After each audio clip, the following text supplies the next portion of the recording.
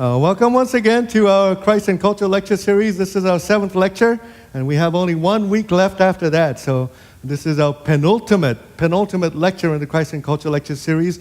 We've gone through all 5 of the typologies that Niebuhr presents, but that doesn't mean that we're done. There's still some stuff that we need to look at, especially how we as Christians, we've looked at these typologies, which one we favor the most, which one kind of speaks to our own particular heart. And it doesn't necessarily mean that every single one of us, that one typology will work for everybody in this room. Certainly not. So you'll have a variety of different ways. I suspect even in this room over here, and that's quite okay, variety of different ways that people will approach the culture at large as Christians.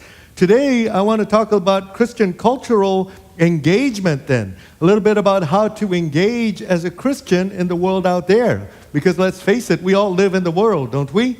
We can't escape the world. Some people attempt to escape the world and go and hide in their own desert communities or separate their Christianity from the rest of the world, but it doesn't work that way.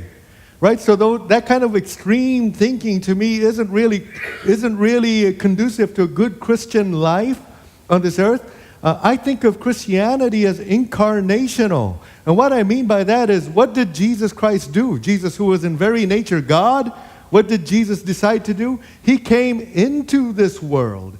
He incarnated. You know, the word carne is the Latin word for flesh. He took on flesh and blood and became like you and me and participated in the world. Even though the world was sick, sinful, and corrupt, He came into the world. And so when we look at that example, that's an analogy for how we are supposed to live in the world too. We understand that the world is corrupt, there's sickness, there are problems in the world, but that doesn't mean then that we retreat from the world. Rather, incarnational theology means we participate in the world, knowing wisely and fully that there are problems in this world. And yet we are called to participate in it. And so that's what we mean by incarnational theology, which we'll talk about. Our Christian cultural engagement then is modeled after the example of God Himself, who, being in very nature God, did not choose equality with God something to be grasped. And the Greek word in Philippians chapter 2 there is harpazo. He didn't want to just be God, but no, what did He decide to do? He came down. He stooped down to our level and became like you and me. He took on flesh so that He could live like us and participate in culture. He became enculturated. Jesus Christ was a Jew, a first-century Jew. He participated in a particular culture, you see. And so even though that culture might have rejected Him, right? It did reject Him. It ultimately, it wasn't just the Jewish culture that rejected Him. The Romans and the Jews and everybody actually coalesced together to crucify this man who came deliberately to participate in that culture. So be aware that even in our cultural participation in the world might not appreciate what we do in the world as Christians. So Christian cultural engagement is what we're talking about today. Now, I've mentioned this a couple of times already, which is very, very important. We're talking about the Christ and Culture lecture series, right? And one of the things that I have mentioned, which I need to reinforce today, is the 2 main streams of cultural heritage that have existed in Western civilization. And we're talking about the Greco-Roman culture and the Judeo-Christian culture. So these 2 cultural heritages, Greco-Roman and Judeo-Christian, kind of meld together, have been fused together in ways that are not often healthy either, to create what we call Western civilization. And that's why Western civilization can sometimes be a very terrifying place to live in, because we have these opposing, I wouldn't call them opposing, but at least these different heritages that come together, and sometimes they don't meld well. And so we live in the tension of that difficulty of trying to live in this world that's heavily influenced by Greco-Roman, Hellenistic world, and at the same time we have a Judeo-Christian heritage working together in this culture. And there will be conflict at times. Have you ever watched that movie, My Big Fat Greek Wedding, comedy?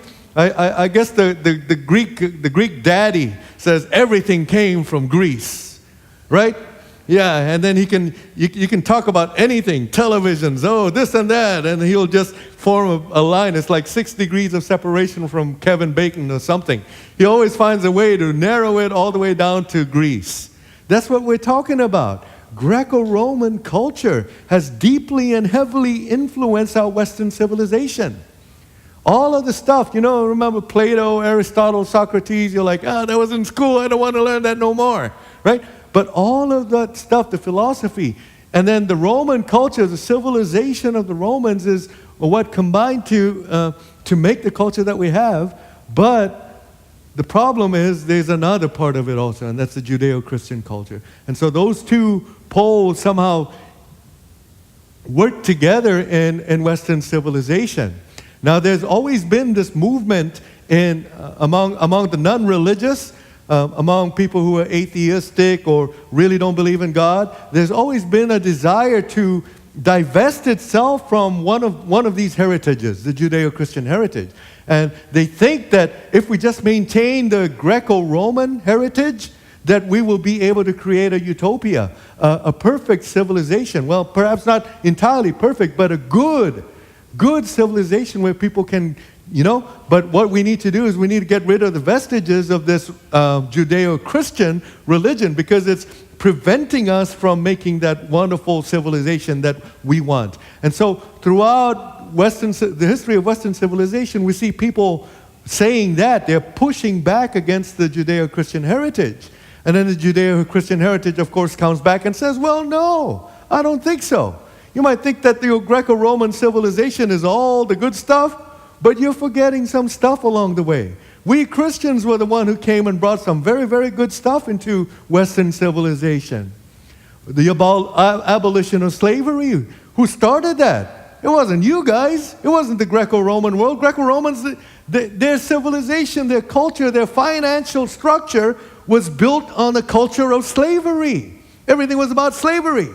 No, it was the Judeo-Christian heritage that affirmed the dignity of each individual human being, to the point where you cannot own another human being. That's wrong. That comes from where? From the Judeo-Christian heritage. And so the two of them sometimes struggle and fight, and then there are always people saying, no, we need to get rid of that side because it's preventing us from growing and becoming something good. And to start off today, I wanted to show you a little video from a Greco-Roman historian and a New Testament scholar where they're talking about precisely this kind of a thing, about the Greco-Roman influence and the Judeo-Christian influence in Western civilization. So I hope you can enjoy this video. Let's go ahead and watch it then. And hopefully the sound will play okay. Tom Holland, thank you for joining us on the programme today. We've thrown you in at the deep end. You really have. First discussion on St Paul, and it's with Tom Wright. The terror. Well, thank you for putting yourself in the opposite chair. As I say, sometimes this programme is combative. I have a feeling that won't be the case today. It'll very much be a meeting of minds. But tell us where your interest in the whole classical age really began. You've sort of been doing this all of your adult working life, haven't you? Well, it goes right the way back to childhood, and I was the kind of child who loved dinosaurs. I liked them because they were big and they were fierce and they were glamorous and they were extinct. And my interest I suppose, in the Roman army and then by extension the Roman is of Empire. A similar nature. Well, yes. it was a seamless movement from Tyrannosaurus Rex to Caesar.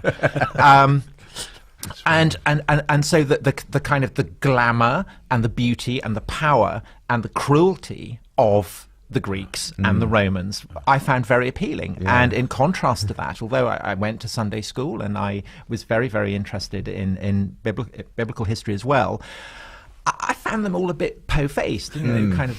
I didn't like their beards. I preferred kind of the clean-shaven look of Apollo, and so in a way I was kind of seduced by the glamour of Greece and Rome, I suppose. And so the first books I wrote about of history were about Greece and Rome, and in many ways, the appeal particularly, I think, of Rome is that in certain ways they do seem very like us. So you were talking about Cicero's letters, and this is a man who, is worrying about property prices. He's worrying about the weather. He's bitching about Sounds people. Very British, doesn't he? Yeah, so in all kinds of ways he seems very familiar. Yes. But the more you live in the minds of the Romans, and I think even more the Greeks, the more alien they come to seem, the more frightening they come to seem. And what becomes most frightening, really, is a kind of quality of callousness that I think is terrifying because it is completely taken for granted. There's a kind of innocent quality about it. Nobody really questions it. And what sort of form did that take? Well, if we're in the age of Cicero, Cicero's great contemporary Caesar is, by some accounts, slaughtering 1 million Gauls and enslaving another 1 million in the cause of boosting his political career. And far from feeling in any way embarrassed about this, he's kind of promoting it. And so when he holds his triumph, people are going through the streets of Rome carrying billboards, boasting about how many people he's killed. And this is a really terrifyingly alien world. And the more you look at it, the more you realize that it is built on systematic exploitation. So the entire economy is founded on slave labor. Right. The sexual economy is founded on the absolute right of free Roman males to have sex with anyone that they want, any way that they like. And in almost every way, this is a world that is unspeakably cruel to our way of thinking. And so this worried me more and more, and it was kind of like I was thinking, well, I'm clearly not, as I'd vaguely imagined, the heir of the Greeks and the Romans in any way, really. And so where am I coming from? And it was like a kind of itch, you get on your back and you can't find it. And this was then enhanced for me by then writing a book about late antiquity and the emergence of Islam from the late religious the religious and imperial context of late antiquity, and again finding in Islam a profound quality of the alien. That there were aspects of Islam that were very familiar, but there were many aspects of it that again seemed deeply, deeply alien. And I began to realize that actually, in almost every way, I am Christian, and I began to realize that actually Paul, although in many ways he seems a much less familiar figure than Cicero, the kind of urbane man with his property problems. Paul never had any property; he just made tents. Yes. That in almost every what is it, seven, that is the 7 letters that are people conventionally people described absolutely him. accept that and as Tom Wright was saying, this is not a very lengthy amount of writing, but compacted into this very, very small amount of writing was almost everything that explains the modern world. Well, the Western world, as we take for granted. Yes, but also the way that the West has then moved on to shape, concepts like international law, for instance. So the fact, concepts of human rights, all these kind of things, ultimately, they don't go back to Greek philosophers. They don't go back to Roman imperialism. They go back to Paul. Some and of the humanists Paul really and atheists, his letters, I think, are, along with the 4 Gospels, the most influential, the most impactful, the most revolutionary writings that have emerged from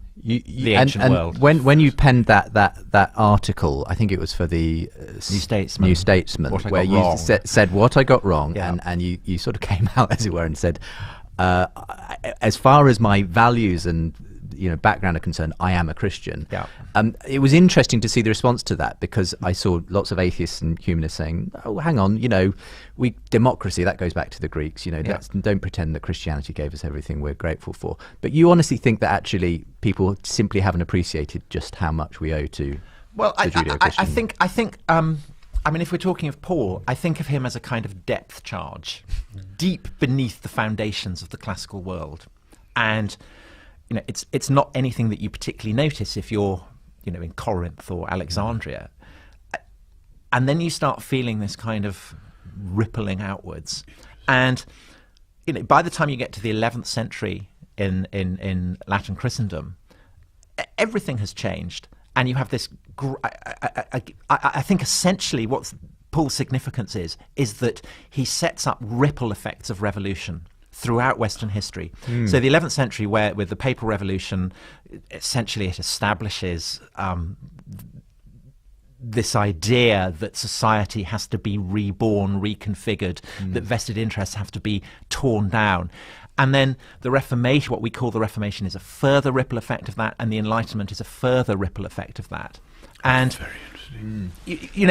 It spilled out so much that now in the 21st century we don't even realise where these ripple effects are coming from. We just take them for granted. I can hear you, Tom Wright, you want to come in and Well, comment just on thinking, this. I haven't actually read from cover to cover, but Steven Pinker's 2 books where he's saying effectively... Well, I had him on the show quite have you? recently. Oh, really? Yes, okay. on But Enlightenment he's now, saying, yes. forget all that religion stuff. We invented the real world as it should be in the Enlightenment, and all we have to do is apply that more and more rigorously and just kick that religion stuff into touch. And it's very interesting that some commentators have said, well, if that was going to be the case, it would work in America better than anywhere else. And look at America and what's actually happening, and you'll see that it doesn't. But I think I want to respond with what Pope Benedict said 10 years ago when he was speaking at the United Nations, when he said that the whole idea of human rights is absolutely rooted in the Judeo-Christian tradition. And if you try and get the fruits of that without the roots, all you'll get is the thing will collapse into shrill special interest rhetoric, everyone claiming the status of victim and shouting when at I each had other, which is exactly where we Well, are. of course, but the power of victimhood is again something that is part of the revolutionary inheritance of Christianity. Yes. Because that is the point of the crucifixion. And nobody in Caesar's world would have said, "Oh, I'm a victim, therefore I've got to be prioritised." So Paul calls it a scandal. But when I had absolutely. Stephen Pinker in the very chair Yes, you're yes. sitting in right now, Tom Wright, his response to this argument, which at this point was being put by Nick Spencer, who's written a very good book as well on the evolution of the West, making this very argument. His argument was, no, but, okay, Christians may have given us some good principles, but all we need to recognise is our universal humanity, that we're part of the same species, we're all sentient. That gives us every grounding we need for treating each other with dignity and human rights. And who What's thought like wrong? that in the first century? I mean, Paul talking about Adam and Christ, basically. So are you saying that kind of a belief doesn't simply emerge from a vacuum in a sense? Well, yeah, the idea of universal humanness is something that actually, even in the 18th century, they struggled with. When missionaries went to America and came back arguing about whether the American Indians had souls or not. Right. Were they really the same species as us? And then John Wesley and George Whitefield and so on saying, no, these people have to be taught to love God like any of us. And so there's stuff going on there which is, again, rooted in the Christian and you're faith. part of the pushback on this in a way, aren't you? I mean, it seems to me that the single most influential phrase for understanding why we have a notion of a kind of common humanity is in Galatians, where Paul says, that there is neither Jew nor Greek, Male nor neither slave nor free, neither male nor female, and there you have this idea that we are. Of course, he goes on to say in Christ Jesus, and that for the contemporary world is we just. But that's the bit people want to do without. Did you enjoy that? You see this tension that exists between the Greco-Roman heritage that where we have in Western civilization and the Judeo-Christian heritage. Well, where do our notions of human rights, where does our morality and ethics, where does all of the good stuff come from?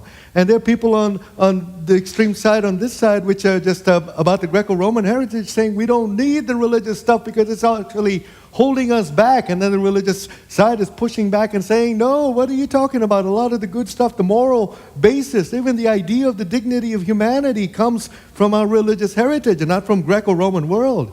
And Tom Holland, the clean-shaven guy, he doesn't like the beards, right? Tom Holland is a Greco-Roman historian who's not necessarily religious per se, but he's a Greco-Roman historian. He knows he calls it the callousness of that civilization of the Romans. They were cruel, they were savage, the way that they treated human beings. There was no such thing as human dignity in these kinds of things. And so a Greco-Roman historian acknowledges that these kinds of things come from your religious background. And if you're going to just say, we can build a utopia by eliminating religion from civilization altogether, well, you best be very, very careful about it. Because it's been tried. Going a little further than that, it's been tried by people like Joseph Stalin in communist Russia. This was an experiment to do away with religion altogether. because we don't need it. We can create our own perfect society. And what happened? Of course, you all know history. There are lots of good lessons for us to learn in history. And one of them is that there's always going to be this tension between the Greco-Roman heritage and the Judeo-Christian heritage, particularly in Western civilization, of which we all are a part of. This stuff influences us even at a very deep subconscious level, at a level that we might not really be aware of. And it might be good for us to take pause at times and enjoy classes like this where we can start thinking again about these kinds of things, about what it means to be a citizen of the world and a citizen of heaven at the same time. And how do I combine those things? What is my Christian cultural engagement in the world? That's what we're talking about. Now, they did mention, I think N.T. Wright, who was my professor at the University of St. Andrews, he was on the Christian side. He barely even had a talk because the historian was supporting the view almost completely. He just had to nod his head and say, you got it. But he did mention another gentleman named Steven Pinker. Steven Pinker is a psychology professor at the University of Harvard, one of the most elite minds that we have in America. And recently, I think it was in 2017, he came out with a book, a new book about how to create this wonderful, beautiful society. And the way that he's suggesting, Steven Pinker is suggesting, is we need to get rid of the vestiges of that old religious stuff. It's getting in the way of us creating an advanced civilization. That's Steven Pinker. He's very optimistic about all of the incredible, wonderful things that we have created in Western civilization and modern society. But he's saying the thing that's holding us back from continuing on in that progress is this vestige, this heritage of Judeo-Christianness that we need to remove in order for us to continue to progress. That's Steven Pinker, the psychologist in Harvard, saying that. You see, so the historians, not necessarily Christian, by the way, but the historians are pushing back and going, hold on a second there, Stephen. We get a lot of our moral basis. You are not acknowledging the fact that the Judeo-Christian tradition in Western civilization has done incredibly good things to the culture also. If you're going to do that, you best be careful and you best be wise, because people have tried it in the past. And guess what? Sometimes it's led to some very, very atrocious things in history. So be very, very careful about suggesting that kind of thing. Back in the 19th century, one of my favorite atheist philosophers, Nietzsche, was suggesting the same kind of a thing. Let's get rid of the Judeo-Christian heritage. That's why he came out with that famous phrase that we all know, God is dead. God is dead. We don't need God anymore. If we're going to build the kind of society where human beings are valued and treasured and Ubermensch, the supermen, those kinds of ideas, a really good culture and civilization. And Richard Wagner, you remember the great operas of that period. That was Germany back then. It was this super culture. And if we're going to create this incredible utopian culture, we have to do away with the vestiges of the Judeo-Christian heritage. That was Nietzsche back then. Nietzsche ranted and railed against Christianity in the 19th century. And I like him, because he told it like it is. He said, if we get rid of it, then we're going to have to get rid of all the good stuff that comes with Christianity. So Christian ethics don't work no more in our world. If we're going to deal just with the Greco-Roman part of our heritage, then we're going to have to be what? We're going to have to be like what? Julius Caesar. Savage and cruel and strong. The Greco-Roman heritage is all about superheroes, the Ubermensch, Hercules, those kinds of people. That's why you watch our movies nowadays in the 21st century. Why do we have superheroes all the time? I'm sick and tired of superhero movies, to be honest with you. It's like, every year they come out with like 20 of them now. Whereas when I was growing up, it was like 1 or 2, Spider-Man, okay, I'll go watch that. Cool. But it's part of this Greco-Roman tradition of strength and violence, and that's what it is. And so if you're going to just concentrate on building a beautiful society from that side, watch out, because you just might be trampled upon, which is what happened in communist Russia. They trampled upon the common folks. They trampled upon people. You had no rights. You had no human dignity. You aren't a person. You are a number in that kind of a society. Where do you get your sense of human dignity? Well, the argument is, of course, from the Bible, from Genesis, where human beings, both Adam and Eve, male and female, are created in the image of God. So even this idea of women's emancipation, the first women emancipators in this country were Christians. But we're losing that. We're failing to acknowledge those kinds of things. Susan B. Anthony, she was a Christian. She opposed abortion, by the way, because it was an affront to the dignity of the human being. And yet, the modern feminist movement is erasing that history completely. It's that kind of a thing. They think that the Judeo-Christian heritage is holding them back from becoming this wonderful society. But all I'm saying is that be careful, because it can lead to some very dark and murky places where human dignity is no more. Because that idea of being created in God's image, of each and every single person being of infinite worth, comes from our Judeo-Christian heritage. Remove that, we could be in some very, very deep waters. So Steven Pinker is a genius. He's brilliant. He's a wonderful psychologist, but he's actually being the nice atheist. He's trying to pitch it in his book in a rather nice way, whereas Nietzsche was very mean to Christians. We got to get rid of them. Get rid of the Christians. But Steven Pinker, now of course he's not going to say that, but he's trying to be nice and say it's holding us back. If we move on, if we progress from there in this evolutionary scheme, we might be able to create a better society for all of us in this world. So that's Steven Pinker. And N.T. Wright, who was my professor at the University of St. Andrews, mentions Steven Pinker because that's his most recent book. And he's going around America right now giving a tour, lectures to literally thousands and thousands of people about this modern myth of progress and how we can achieve it by getting away from our religious heritage and concentrating on this great big Greco-Roman civilization. And it's very interesting to me that the people who are pushing back are actually the Greco-Roman historians. And the Christian just needs to nod his head. Yeah, you got it. Right? So that's what's going on. These two heritages. Nietzsche, Steven Pinker, all these people advocating that we can create a utopia on this earth, a beautiful civilization if we do away with our Christian heritage. But we got to be very, very careful about that. And so these historians, Greco-Roman historians like Tom Holland, are pushing back and saying, not so fast. Hold on a second. Because the Greco-Roman world is characterized by this quality of callousness.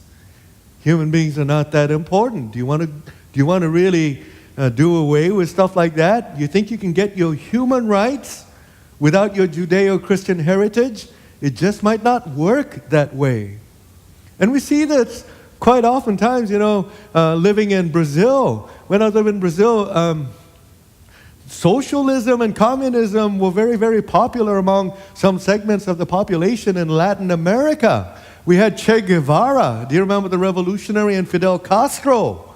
And these people who, advocating for the poor people in the land, would resort to violence.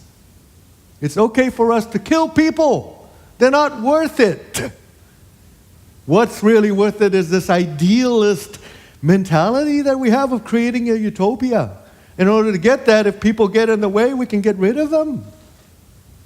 You're losing your sense of human dignity when you do things like that. So just be very careful. It's very funny to me that you see a lot of young people wearing T-shirts with Che Guevara on their chest and walking around and going, do you even know anything about history? And what type of monsters you had just recently doing things in the name of what? Civilization. Which is interesting, right? And so the Judeo-Christian heritage, we are called to participate in this world, by the way, make it a better place. And yet there will be pushback against us always. Be aware of that. You will always have pushback. Jesus Christ, who came incarnationally into this world, was ultimately crucified by the world. So be wise. No, you can't escape the world. You need to participate in the world, but the world will not always acknowledge your participation in this world, not in a positive way. They might be thinking that you're just one of those vestiges that we need to get rid of in order to make a better world. So how do we go about engaging as Christians in the culture at large then? Isn't that a complex, deep question? And it's the kind of question that Richard Niebuhr addresses in his book, Christ and Culture. And he shows us 5 different answers that Christian communities have given throughout the centuries as to how to engage in the culture at large. And he ended, of course, with the 5th typology, which we saw last week, which was a Christ transforming culture. It was the typology that he favors. It's the idea that Christians are in the world to make the world a better place. And therefore we can participate in the world on behalf of Christ and His kingdom. And when we do that, the world becomes a better place. And when we look at the missionary movement, Christian missionary movement throughout the world in developing countries, places like Africa, we see this over and over again. Even objective historians will tell you this. When missionaries go into places of poverty and famine, and they create jobs, and they create educational systems, and they create an economy, and they translate the Bible and teach people how to read and write and sing and do things culturally in their own country, things get better. So we are called to come and participate in the world and help transform the culture for the better. That's what we're called to do. However, the world will not always acknowledge it. They will see our faults. Because guess what? We Christians are not perfect either. When we go into the world and participate, we make mistakes. We are imperfect. We cause trouble sometimes. We say things which don't quite gel with truth or reality. Like when Galileo comes out and goes, you know what? I don't think that the earth is the center of the universe. I think we actually go around the sun. And all those Christians were up in arms. What are you talking about, Galileo? Throw him in prison. He's talking heresy. And so we haven't always participated in the world in good ways. And yes, indeed, we acknowledge things where things got bloody, like crusades and inquisitions and witch burnings and Joan of Arc, where we killed a saint of God who was called by God to come and defend Western civilization from those pagans. And we did horrible things in this world. But objectively speaking, as any good objective historian will tell you, the Judeo-Christian influence in Western civilization has been by far and wide a beneficial thing. So don't be fooled by certain people who, like Richard Dawkins, who came out with the book The God Delusion about a decade ago or so. Another one who wants to get rid of the Judeo-Christian heritage in Western civilization because he thinks that once we get rid of that, we'll make a better culture. No. Doesn't work that way. So we got to be very careful. So how do we engage in culture? Well, one of the ways I wanted to talk about today is what's called the principle of redemptive analogy. A redemptive analogy. And it comes from this very, very interesting book, which is a fascinating read because it's a true story. It's called Peace Child, and it was written by a missionary whose name is Don Richardson. Don Richardson was a missionary in Papua New Guinea. In Papua New Guinea. And he had a most difficult time teaching Christianity to a culture of people who were very averse to the Christian message in that culture. It was incredibly difficult to teach the gospel, to give the gospel, the good news of Jesus Christ to these people. They were cannibals. And they had been cannibalistic for thousands of years.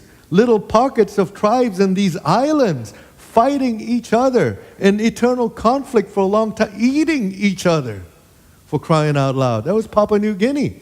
And this bold young Canadian guy, he and his wife decide to go into this kind of a place to preach the good news of the gospel of Jesus Christ. Think it would be easy? You could be eaten, literally, right? So he wrote this book, Peace Child, to explain this principle of redemptive analogy, which finally worked. After years and years and years of trying to teach the gospel, the good news of Jesus to this people, he discovered one thing that made sense to this culture. And so I just wanted to read a little bit from the author's introduction. You can see the little picture over here of he and his wife in New Guinea, right? So this is what he writes, the author's introduction. Don Richardson speaking. The Sawi people, this was the tribe of people that he went to evangelize. The Sawi people of the former Netherlands, New Guinea, are one of an estimated 400 tribes. You know, when people are eating each other, you tend to, you can't unite. You need to fight each other. You're fighting and fighting all the time. So 400 tribes in these tiny little islands in the western half of New Guinea, now called West Irian or Irian Jaya. Each of these tribes is distinct and unique, a little cosmos to itself with its own worldview, its own set of legends, its own sense of humor. It's very difficult for you to sympathize with other tribes when you're constantly fighting and killing each other, right? So they're all little isolated pockets of tribes, tribalism. In 1962, I wasn't even born yet, Carol and I went to live among the Sawi. Man, we should have some missionaries like that who are bold and daring enough to go to places like that today, right? Imagine that. As we studied their language and probed into their legends and customs, we found that we were living and working among a people who honor treachery as an ideal. In many of the legends that the Sawi people tell to their children around the campfires, the heroes are men who formed friendships with the express purpose of later betraying the befriended one to be killed and eaten. The Sawi expression for this practice is to fatten with friendship for the slaughter. Oh, that was their ideal, and these were the stories they told their children at the campfire, you see. Treachery. So in recognizing that the idealization of treachery was a part of the Sawi view of life, we understood why we felt a certain culture shock. Believe me, you would be shocked too. A certain culture shock in living among them. What are these people thinking? How can you live like that? Keep in mind, Greco-Roman civilization, from the Greco-Roman historian Tom Holland, was callous and cruel. It is not something that is extraordinary for people to act this way. Yet, we had been sent there by God to win them, to overcome within a few short years this idealization of treachery, which had been part of their way of life over centuries, possibly millenniums of time. How are we going to do that? This is part of their cultural heritage, the baggage they come with. The key God gave us to the heart of the Sawi people was the principle of redemptive analogy. So let me explain exactly what happened. So Don Richardson and his wife and his children, by the way, living among these savage folks who honored treachery and violence and brutality to the point where they will kill and eat the enemy. Trying to preach the gospel, they spent years and years learning the language, translating the good news of Jesus into that language and teaching it to them. And so one day they're sitting by the campfire with all of these Sawi people who are now accustomed to these weird white folks, you know, who have come and living with us. They're there for years and years with us. So they're good people. They don't do, you know. So they're sitting there and telling the story of Jesus and how that particular night that he was up there with the upper room with his beloved disciples, and Judas Iscariot goes and betrays Jesus. And Jesus is crucified and killed, slaughtered. And everybody in the campfire is going, "Oh, that's great. Oh, that Judas, he fattened them up for the kill. Oh, guess who the hero of the story was in their eyes? Judas. And Don Richardson is going, oh my God. God, what are you doing to me? I'm telling them the good news of Jesus and they don't get it. They don't understand. It's extremely frustrating. Years and years and years of trying to reach the heart of these treacherous people, and they don't get it. And the point that they were, Don, he's a persistent, obstinate person, which you have to be if you're going to be a missionary or even a pastor. You have to be persistent, you have to be obstinate. Anyway, they persisted, seeing no fruit, no result for years upon years upon years. And then one day, he observes something very interesting. These two tribes that have been at war with each other for thousands and thousands of years, that even at this time in the 60s are killing and eating each other, finally decide, let's stop this nonsense. We need to make peace with each other. That's why the book is called Peace Child. Let's do a peace treaty. So at least for now, we won't be killing and eating each other because, my tribe of people is getting decimated and we need to reprocreate so that we won't go extinct. So let's do just a little timeout, like in sports, we're going to have a timeout. So maybe later when we're a little bit more again, we can go back to playing our game. But for now, let's do a little peace treaty. And so both tribes decided, let's get together and we'll do a peace treaty. And Don Richardson was able to observe the ritual that had been passed along in these tribes in the Guineas for thousands of years of how they did their peace treaty. And you know what they did? The leaders of the two tribes came together, and the woman from one tribe and the woman from the other tribe came together to the front. The mom and the mom. And you know what they did? They took their child, and they exchanged the children. That was the ritual, saying, we're going to make peace, at least for a while. We exchange one of our children with yours. That's why it's called the Peace Child. And a light went off in Don Richardson's head when he observed that. Blink. You know what? That is exactly what God did to bring peace to this world. He sent his child. He gave us his son. And so he began to teach this aspect of the gospel to the Sawi people. This peace child ritual that you do, guess what? That's what God did to bring peace into your tribe. And then the Sawi leaders went, oh, I get it. That's how you effect peace. God sent his son. And they finally started getting the gospel message. Don Richardson, after that period of time, was able to successfully evangelize the Sawi people. So much so to the point that right now, what's that, 1960, 2018, what's that, about 50 years? The Sawi people are Christians.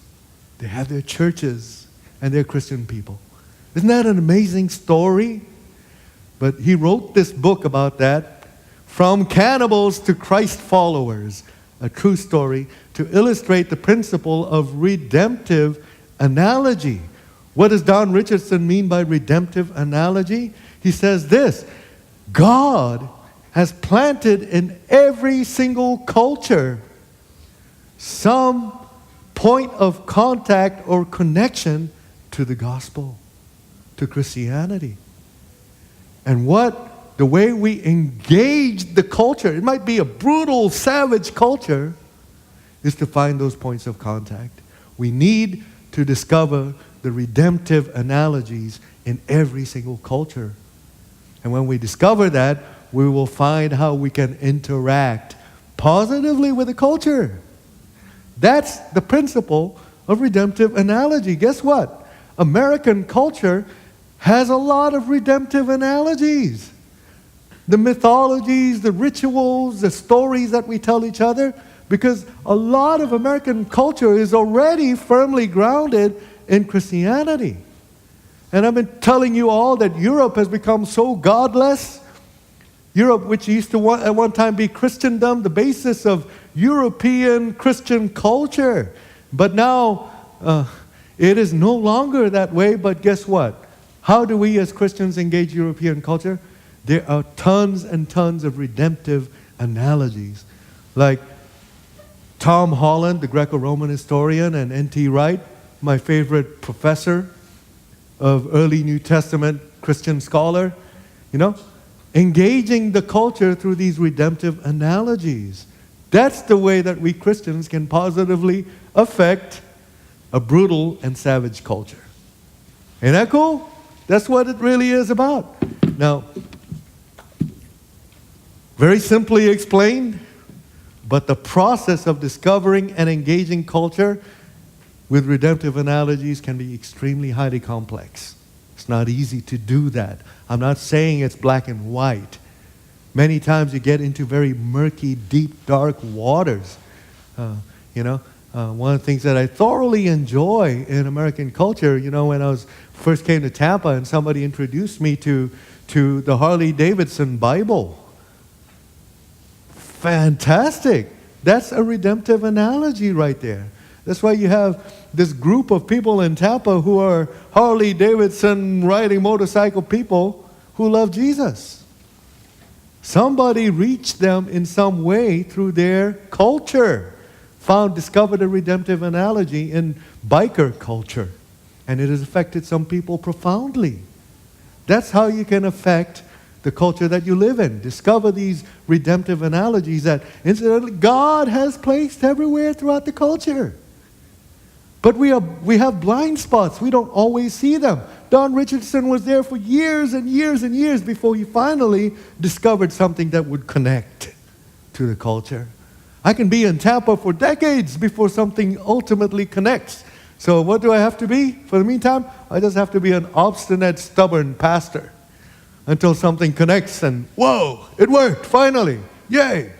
In the meantime, I might be stumbling around in the dark, making mistakes here and there and so forth. It's quite okay. If my heart's in the right place, God knows that, right? So it's okay for me to be stumbling around and making mistakes for now until I discover that one thing that'll connect with the culture at large in Wesley Chapel, in Tampa, and the great area around here. It might just be the internet. We're doing quite well in the internet, right? That might be one of the points, the redemptive analogy that God has made available for us. The people from all the way from Tanzania, Sherry was showing me on our Facebook Live feed, are listening to us. Hi, Tanzania. Thank you for coming in. Ain't that awesome? I used to say I remember I said this a long time ago at my former church in Orange County. I was preaching once and I told them, if Paul were alive today, this zealous missionary, he would be on the internet, spreading the gospel that way. And you know what was interesting? I said that maybe like about 10 years ago. Well, one of my kids in that former church, I met him about 4 years ago. He came back to me and told me he remembers that. He's a pastor now. And he wants to use technology and the internet and podcasting and videos and things like that to spread the gospel. I'm like, hey, fantastic. That's amazing. Redemptive analogies all throughout the world. We'll figure them out. And it's okay for us to make mistakes along the way. I permit you all to make mistakes as you stumble through culture. That's quite okay. So long as your heart is in the right place. And one day you discover some point of contact where you can truly and really touch somebody who comes from a very godless place. The principle of redemptive analogy is a fantastic way for us as Christians to engage and transform the culture for the better. What did Don Richardson and his wife and his children do in that place? They transformed Sawi culture for the better. They didn't eliminate Sawi culture, by the way, because that would be wrong. But they transformed it for the better.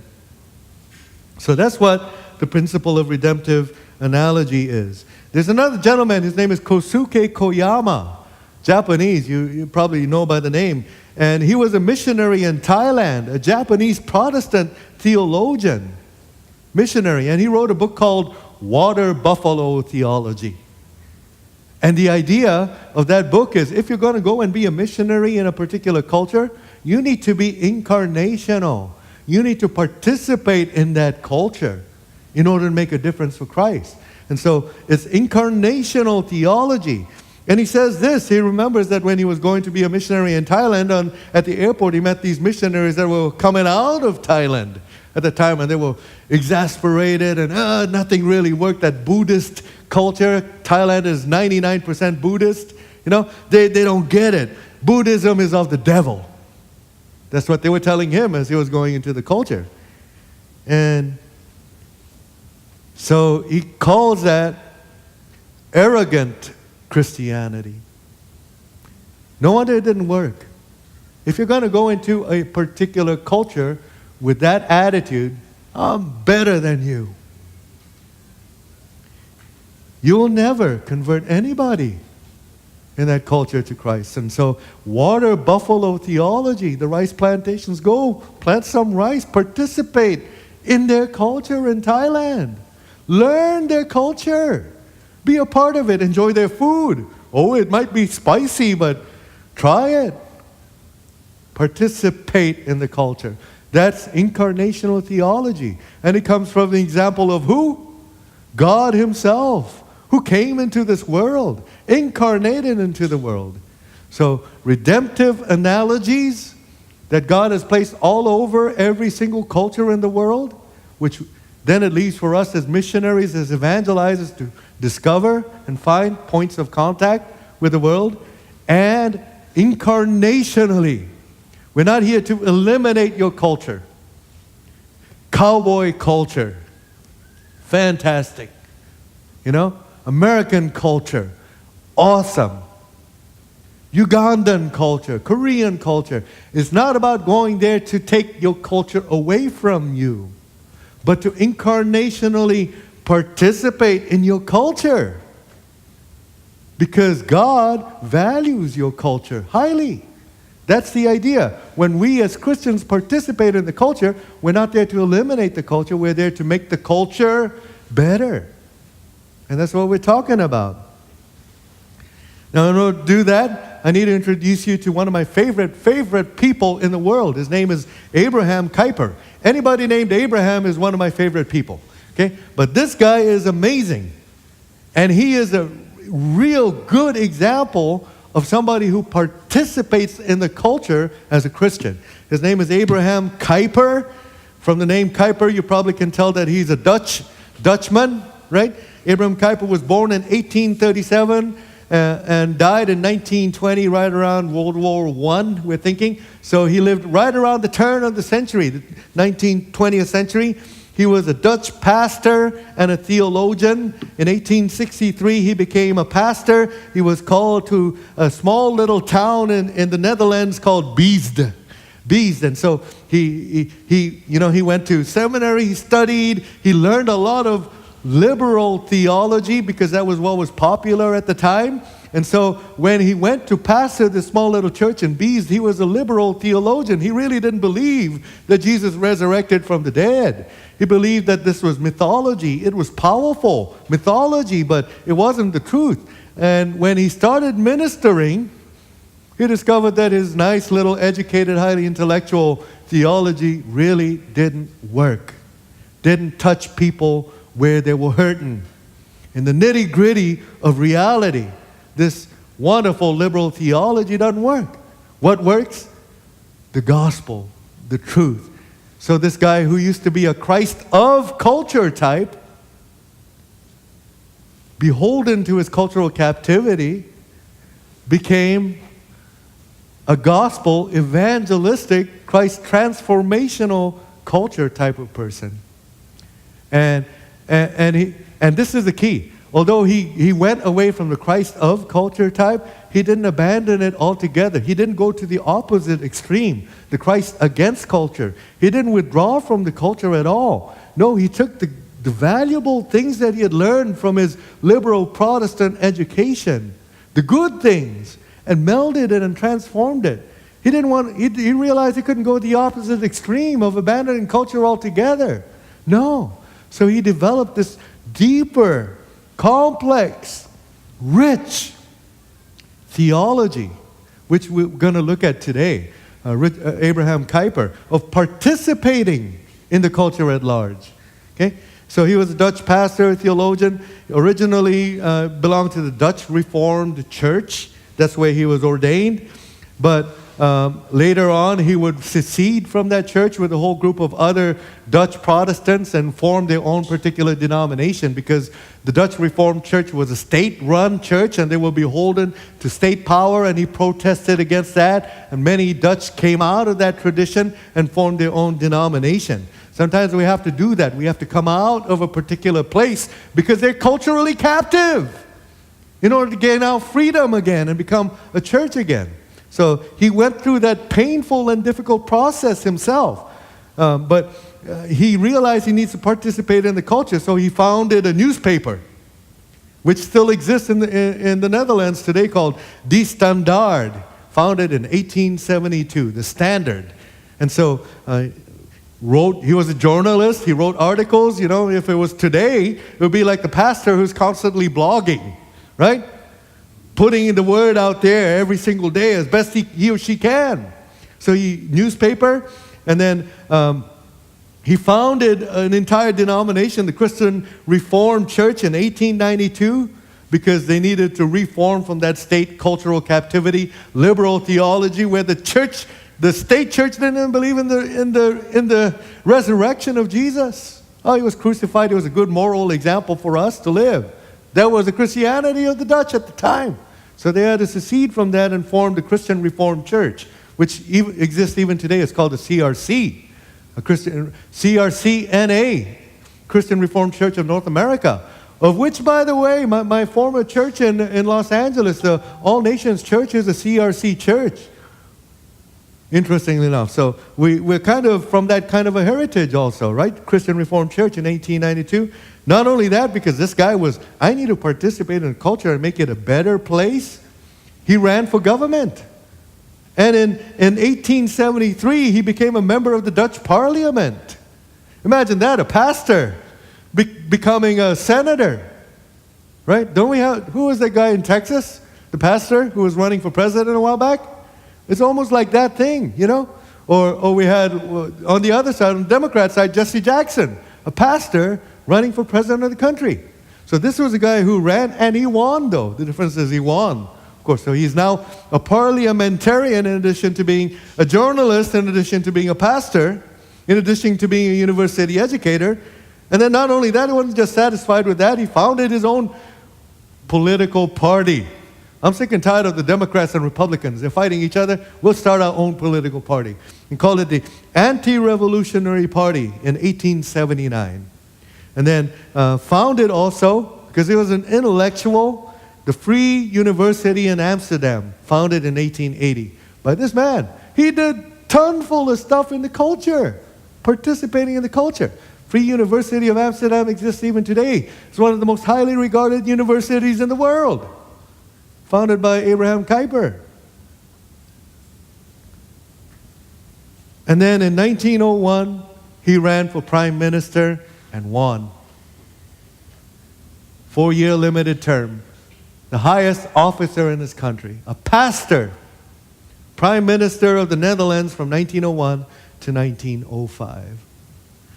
This is a prime example of a Christian participating in the culture at large, in the political system, in the educational system, in the journalistic system, in every system he possibly can to bring the benefits of the Judeo-Christian heritage into the world, make it a better place. That's the example that we're looking at. Now, this is, of course, a huge example.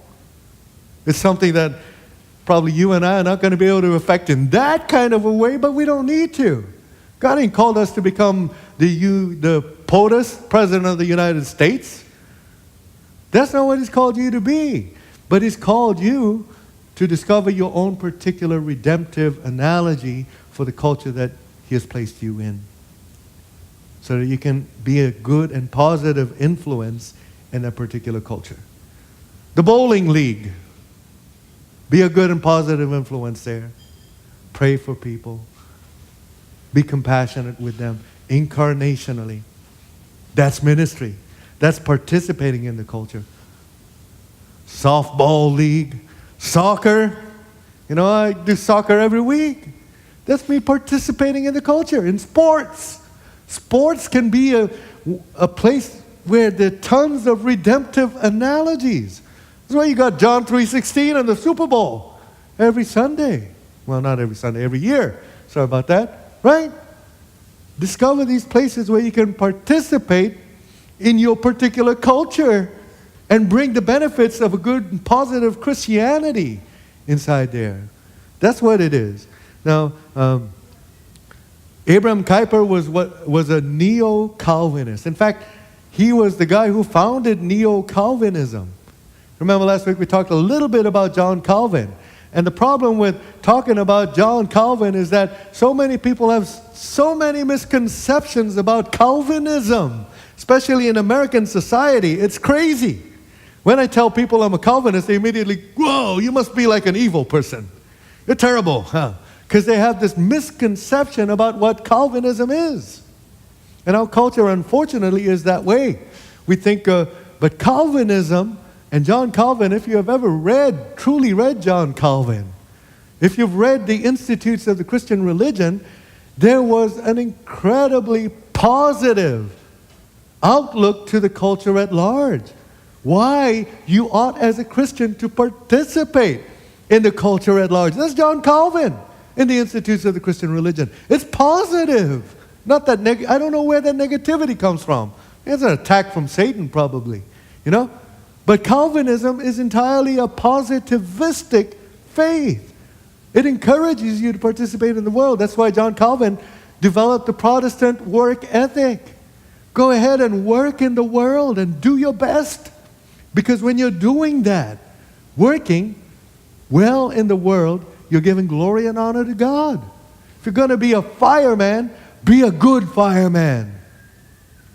If you're going to work at whatever job that it might be, do the best to the best of your ability. If you're going to do lectures, use every aspect of your being and person and personality and character and everything about you in order to deliver the lecture so that people can understand and be influenced by it and learn something that'll change their lives, transform their lives, because it's all about transformation for the better. Not every transformation is for the better. I learned that from Stephen Covey's book, about, what is it? The 7 Habits of Ultra Successful People, which is, by the way, is an incredibly good book, right? But he says that in that book. Yes, we're looking for transformation, but be aware, not every transformation is for the better. You can transform for the worse. Happens too.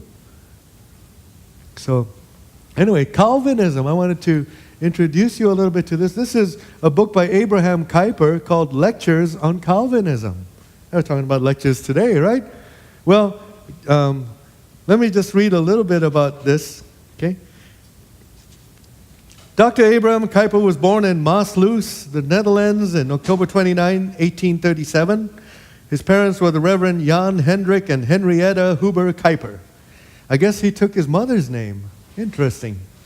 I don't know, maybe Dutch culture is that way? I don't know, it might be. At Maasluis and at Middelburg, where his father was called in 1849, he attended school. His teachers, we are told, took him at first to be a dull boy. It's very interesting to me, but people who are geniuses, whose IQ level is out of the roof of the stratosphere, when they go to school, teachers initially think of them as being dumb. It happens all the time. Happened to Einstein. Right? Why do they do that? I think sometimes teachers feel threatened by a kid's intelligence. So they automatically label them that way. So they call them a dull boy. They must have changed their opinion when at the early age of 12. At 12, he was able to enter the gymnasium at Middleburg. At 12, he went to university. He was a brilliant, brilliant man. Not just brilliant, but energetic and active, participatory. He was probably on the keto diet. In due time, he was matriculated at Leiden University, from which he graduated with highest honors. It was here also that he took his doctorate in sacred theology in 1863 when he was about 26 years of age. And that's when he became a pastor. And he had grown up with all of this liberal theological education, which he had to shed once he became truly a pastor and started ministering to real people going through real situations, right? So, you know, and then 1874, elected a member of the lower house of parliament. 20 years of strenuous labor in the university, and out of it, great treatises with written covering all kinds of things. Political history was by his almost superhuman labors, no less than by his strength and nobility of character, that he left footprints on the sands of time with such indelible clearness that in 1907, when he was 70 years old, in his 70s, was made the occasion of a national celebration. It was said, the history of the Netherlands, in church, in state, in society, in press, in school, in the sciences of the last 40 years cannot be written without the mention of his name on almost every page. For during this period, the biography of Dr. Kuyper is, to a considerable extent, the history of the Netherlands. 1898, he came to America, visited the United States of America, where he delivered the Stone Lectures at Princeton Theological Seminary.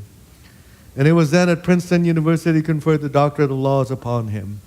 So he earned an honorary doctorate at Princeton, but he came to deliver lectures on Calvinism at Princeton, which was a series of 6 lectures that he gave, which formed the basis for this book. And in it, he makes the positive case for Calvinism to a country which notoriously has denigrated Calvinists for the longest of time, made them out to be the most evil, the worst kind of theology possible, when it is not. So he wanted to clear out the air on Calvinism. I think he did a really, really fine job. This book has affected me tremendously, my friends. Okay? Calvinism, if you really study it, is a positive force for the good of the world. What it is. So, the Stone Lectures consisted of 6 lectures. I'm doing 8 lectures, so I got two better than him, right? Which Calvinism as a life system, Calvinism and religion, Calvinism and politics, Calvinism and science, Calvinism and art, Calvinism and the future. In other words, it's about how Calvinism encourages the participation in all aspects of culture in the world. That's why I love to sing. I play the guitar. Rock and roll, yeah. Participate in the culture. That's what God has called you to do. Drive your Harley. Go fishing. You know, bowling, soccer, whatever. These are all good things. And you can find points of contact in every one of these particular cultures where there are redemptive analogies to share the good news of Jesus to your culture. That's what we're talking about. That's Calvinism. Participate. Do good in the world. Protestant work ethic. If you're going to work, work hard. If you're going to play, play hard too. If you're going to sleep, sleep hard. Just hard. Right? Enjoy life. Because life is a gift. Life is good. Life is cultural. Culture is a good thing. It's beautiful to be alive in culture. Okay? So that was the Stone Lectures at Princeton University in 1898. Profoundly shaped some of the Calvinism in America for the better now. And so from then on we're called neo-Calvinists, where the positivity of Calvin has been rediscovered in America, where for the longest time it was being put down. So if you ask me what sort of a Calvinist I am, I call myself a Kuyperian Calvinist. That's what I am. And I have to say it that way because there's so many people who are ignorant, When they hear Calvinists, they think, you must be of the devil or something, because they have a totally mistaken notion. They probably never read Institutes, and they probably don't understand it all. They're stuck on one thing and one thing only. And you know what that is? Predestination. So, Abraham Kuyper actually addresses that in his introductory lecture, Calvinism as a life system. Because that's not the key to Calvinism at all. The real key to the Calvinistic system, you know what it is? The glory of God. Everything is for the glory of God. That's what it is. Not predestination. You read the Institutes, Calvin dedicated maybe 2 or 3 pages of this huge volume of work to the subject of predestination. And yet for some reason people are stuck on that and think that's what makes Calvinism bad. Well, it ain't. And be very, very clear about that, rather than criticize a caricature that does not exist. Because that's a straw man argument then. And a lot of straw mans against Calvinism in this country in particular. So that's why I'm a Kuyperian Calvinist, a neo-Calvinist. Neo-Calvinism. So what does neo-Calvinism teach? We'll go real quickly through this. I can't give you the entirety of it, but just a few key major points along the way towards you all becoming neo-Calvinists like me. Yay! Okay. Jesus is Lord. Remember, it's all about the glory of God. Jesus is Lord, and what does that mean? It's over all of creation. This is a very famous Kuyperian quote. Okay? This is Kuyper. There is not 1 square inch of all of creation over which Jesus does not say, mine. It all belongs to him. Every square inch of it. That's a Kuyperian quote. Jesus is Lord over what? Over just the Christian culture? No. He is Lord over all of creation. Jesus' lordship extends through every area and aspect of life. It is not restricted to the sphere of church or personal piety. It's not just the church. Jesus ain't just Lord of the church. Jesus is Lord of everything. All the way to the very extended parts of the end of the cosmos, over which Carl Sagan goes, the universe tells us there is no God. Jesus is the Lord over it all. Secondly, the idea that all of life is to be redeemed. All of life. And here's where some people get a little screwy in their head and think, does that mean universal salvation? Well, yes and no. Depends on how you qualify the word universal. If it means the redemption of all the created order, the redemption of the entire planet, that's what we're talking about. Doesn't necessarily mean the universal of each and every single human being. Right? So the idea is that all of life is to be redeemed. And so the work of Jesus on the cross extends over all of life. And no area is exempt from its impact. That's why we participate in the culture. It's all his. There might be problems, there might be trouble, some things are corrupted and wicked, but that's why we're called to go and discover the redemptive analogies that we can then go and do something, contribute positively to it. You see? If there's problems in the world, that's because we're doing a shoddy job as Christians in the world. Me and you. We haven't been really good. Also, the cultural mandate. You've probably heard me speak about the cultural mandate many, many times. Genesis 1, 26 to 28. The first commandment that God ever gave Adam and Eve. Go and fill the earth. Make culture.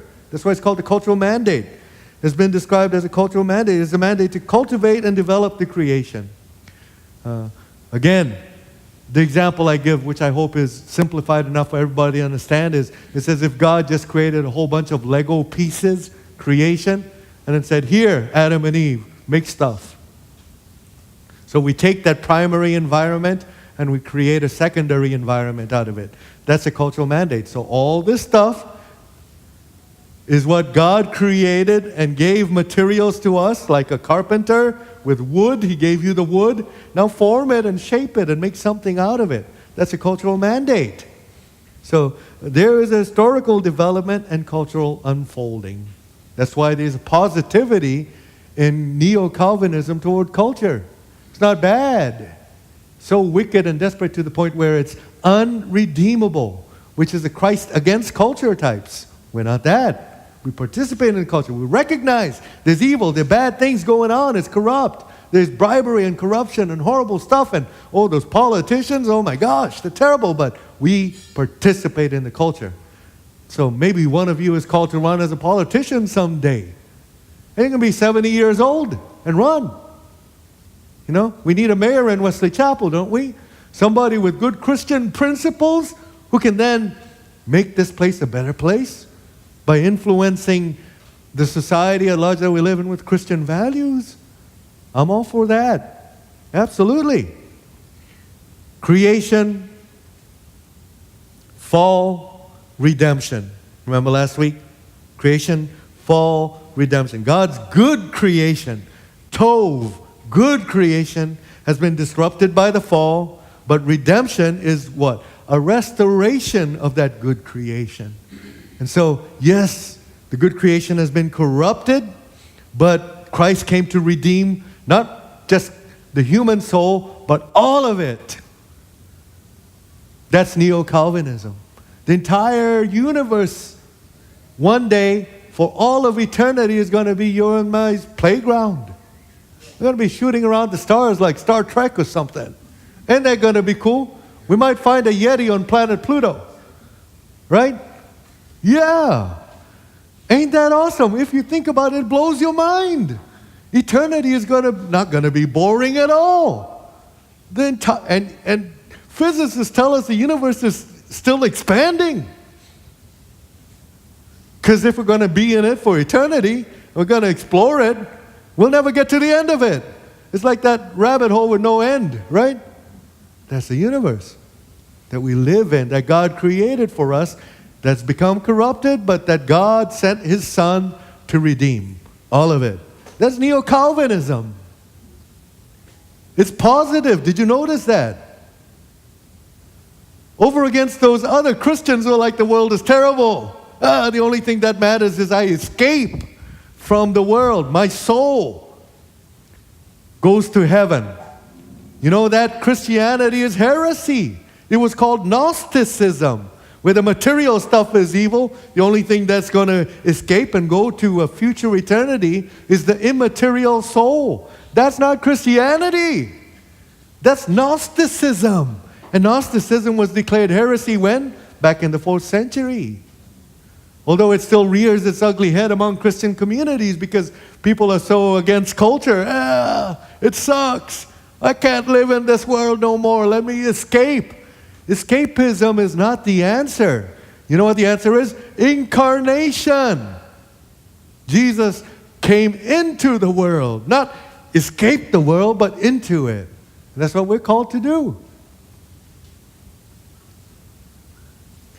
Rejection of dualism, Gnostic dualism, material stuff is bad, immaterial is good. That's not us. Dualisms are false. Bifurcations, dichotomies, contrasts, oppositions such as the dualism between nature and grace. No, we don't accept those kinds of false dualisms. We're not either or people.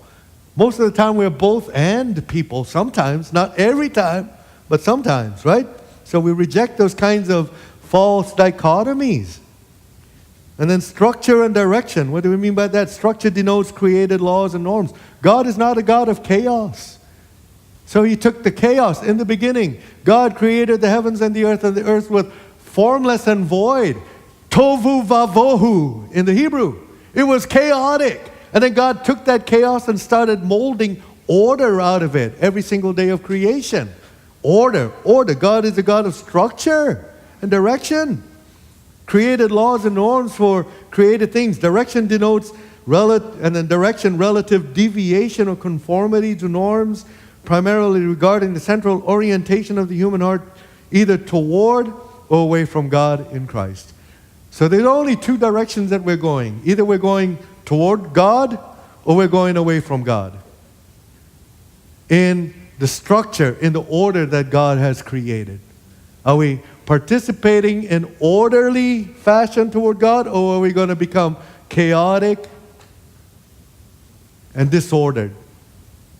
Because that's the only way the world goes, either towards this way or the other way.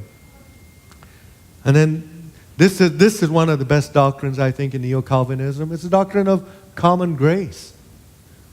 And we find that in the Bible where it says that God sends the rain on both the godly and the ungodly.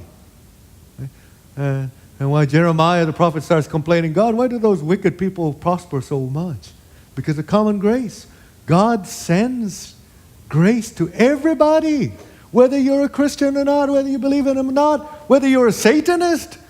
The very air you're breathing, cursing God out, is given to you by God. It's like the story that Ravi Zacharias tells about Svetlana. Svetlana, the daughter of Stalin, Joseph Stalin, when Stalin was on his deathbed.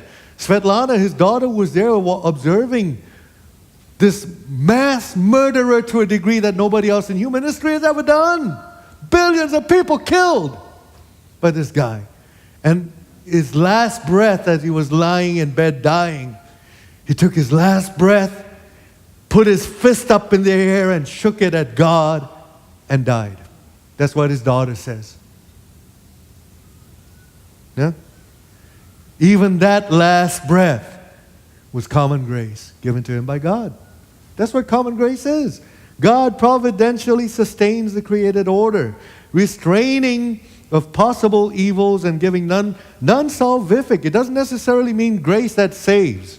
That's special grace. This is common grace we're talking about. It's not salvific grace, but it's God's grace for everybody.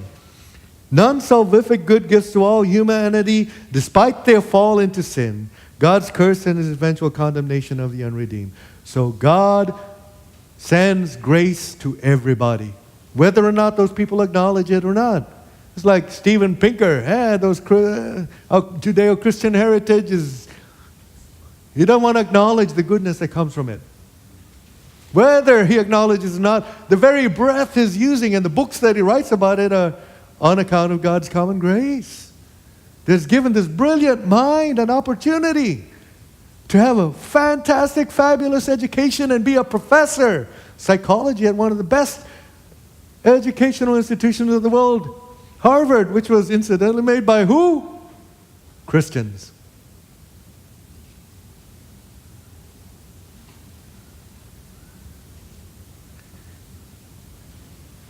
There are other things, but I'm just going to skip through them because we're kind of like going over time. I get so excited. Sometimes I don't keep track of time, so I'm just going to go, we'll just skip over some. There's a lot more to Neo-Calvinism than that, but I hope you're getting a picture of the positivity about culture that comes from Neo-Calvinist thought.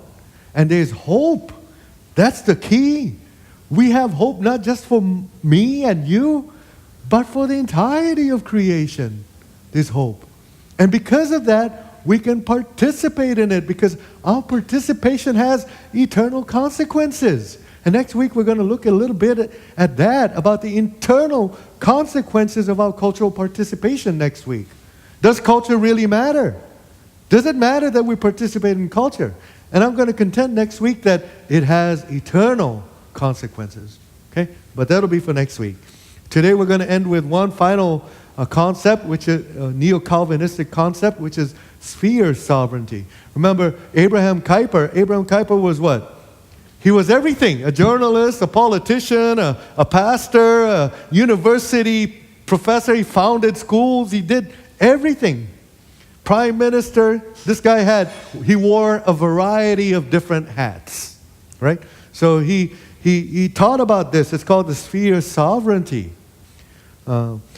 Each sphere or sector of life has its own distinct responsibility and authority as designed by God. What does that mean? Well, let me illustrate it for you. So this is the one part where I get to use my pen. Hooray!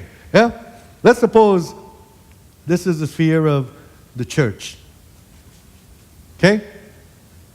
And this is the sphere of the political sphere. The educational sphere.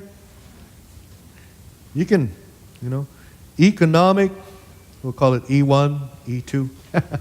Educational, economic, there are all these varieties of different spheres in the world, right? And so what does he mean by sphere sovereignty? It means that each sphere is autonomous and independent of each other. Therefore, you can't impose upon another sphere from this particular sphere. So one of the key things that Abraham Kuyper, as we saw, one of the reasons why he broke away from the Dutch Reformed Church and created his own denomination is because it was a state-run church. And he wanted separation of church and state. Don't we have that in America? It's called sphere sovereignty. The church cannot impose itself upon the political system in America. And this is key too, because sometimes the atheists are doing this now.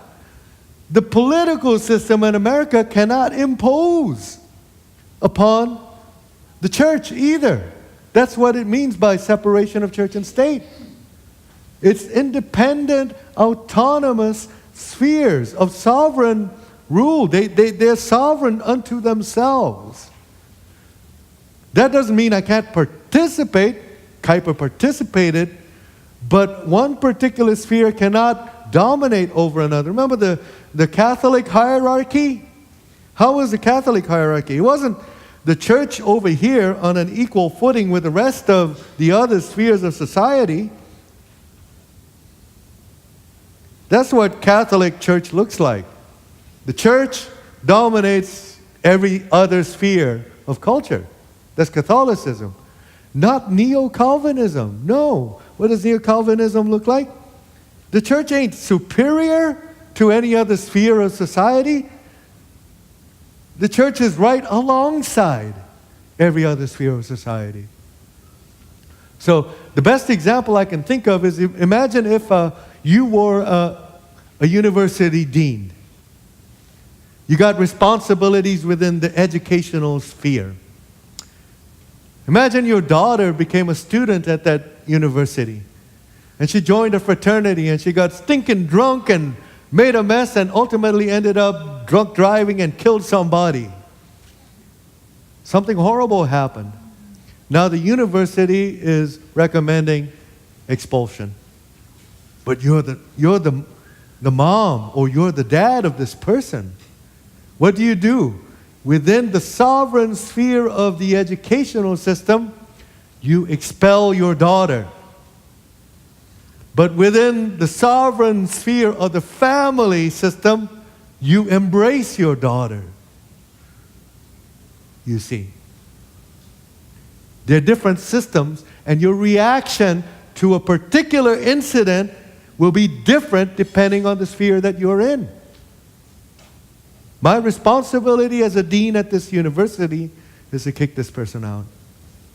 But that don't mean I don't love that person. I'm their mom. So within the sphere of the family, she's my daughter. And I love her, and I'll take care of her no matter what she did. That's kind of the illustration of what Kuyper was talking about when he talks about sovereign spheres. So the church is not over and above culture. The church participates equally in culture. That's where, again, we saw that Kosuke Koyama, what a Buffalo theology. It's incarnational. In the culture. Not above the culture. Not arrogant Christianity. All those Buddhists are all demonic. That's arrogance. No. Let me go inside the Buddhist culture and discover the principles of redemptive analogy that God placed in there. One of the principles that speak deeply to Buddhists from a Christian perspective is the principle of suffering. Buddhism is all about suffering. Life is suffering. The great Gautama Siddhartha said. And so the fourfold path of Buddhism is all about how to get out of that suffering. But it begins with the principle that life is suffering. And if you really have lived life for a good time and are not deluded, you'll have to shake your head and agree, right? But guess what? At the very core of Christianity is a suffering, crucified Messiah. And if you can use that to reach out to the Buddhist community, you will have a point of contact. You see. That's what we're talking about. Hope that makes sense, does it? So, communities dedicated to worship, civil justice, agriculture, family, etc. All of these spheres are independent and sovereign of each other. None of them can arrogantly impose itself upon another sphere. And no one area of life is sovereign over another. Hence, neither faith institutions like the Roman Catholic Church trying to impose itself over everything else, no faith institutions, nor political systems or civil justice, that is the state, should seek totalitarian control or regulation of any other human activity outside their limited competence. Don't you think that's what makes America great? This idea. Right? So that's what we're talking about. How do you participate in the culture? Understanding that each and every particular sphere of society has its own sovereign independence. Amen? We're done. Hey! I was so excited today because this is good stuff. I wanted to teach you about where my basic theological basis comes from, which is Neo-Calvinism. And I hope you got a good and positive idea of it now so you don't go out of here going, oh, those Calvinists are bad people. They're not. We Calvinists are in here to try to positively influence the society for the better. That's what Calvinism really is. So at the end of the lecture, if there are any questions or anything or any insights or something that you discovered and you went, hooray, oh, I'm excited, I want to go bowling now, something or whatever it might be. No, it's time for Q&A time. Any questions, comments, things? Don't worry, I don't bite. If I do bite, I bite myself mostly. I'm very, very self-critical, but I'm hardly ever critical of anybody. Ever noticed that about me? Well, sometimes I do criticize my mom. But, yeah. But I think that's one of the reasons why, William Walker, the senior, when he started coming to the Pink Possibilities place, he used to tell me, Pastor, you're one of the most positive people I've ever met. And at least you know why now. Because my theology is grounded on this hopeful positivity for all of creation. I'm hopeful. Now, my life right now might not be there. Oh, it's hell sometimes. Those foster kids, I want to shake them, right? But where I'm going to and what the entire world is becoming, wow. If that's what informs my theology, then I cannot help but be positive, you see. So that's why I'm positive. Not because I'm, and right now in this world I'm suffering. I'm like that Buddhist going, I agree with you, Siddhartha. Life is suffering. Yes, Will. This progressive political agenda that's in this country, is that a whole building a society that's getting away from our fundamental values? It can be. Absolutely. Sometimes in America we have this idea of creating a progressive utopian culture, and sometimes that's done at the expense of its Judeo-Christian heritage. Don't we see that in the political system at times? Now here's the key in a Kuyperian Neo-Calvinism perspective. When we see that, it's not the church coming over it and saying stop, it's the church coming alongside the political system and participating in the political system and say, well, hold on a second, don't just exclude us. We're here alongside you, and we're bringing good morality and values and ethics to the system to make it better also. So don't just say you can create a utopian culture by ignoring us. We want to participate in it too, so here we are. We're not going to do it by saying we're better than you. No, that's not the way we participate, but coming alongside you. Water buffalo theology. Yeah, we'll dig the dirt with you. We'll do the educational system with you. We'll participate in the political system. We'll do what we can. We'll be firefighters, policemen, army, soldiers. That's what makes us radically different from the Christ Against Culture types. So when we see the culture trying to ignore us, which happens, we protest. We say hello. But we don't protest from above them. We protest right alongside them. That make sense? Good question.